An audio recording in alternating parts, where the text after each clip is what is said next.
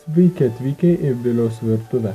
Ir šiandieną gaminsime labai paprastai paruošiamą konditerinį gaminį – morengus.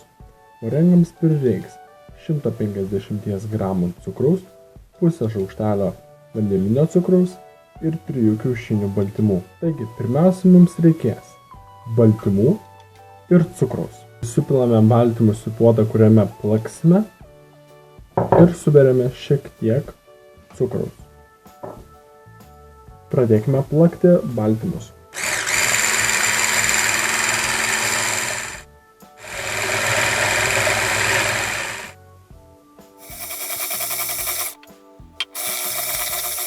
Ir galiausiai suberiame visą cukrų.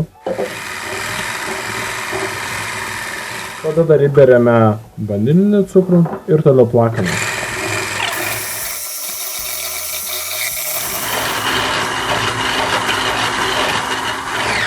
Ką tik baigiau plakti masę ir dabar mums reikės paskirstyti po lygius kukurėlius tokio maždaug dydžio šios masės. Galima naudoti šaukštų, tačiau aš naudosiu tokią plevelę. Plevelę maišelį, galima sakyti, yra kelioninis maišelis. Neturėjau konditerinio maišelio, tai naudosiu tokį. Visą masę sudėjau į šitą maišelį. Dabar galime pasiruošti skardą.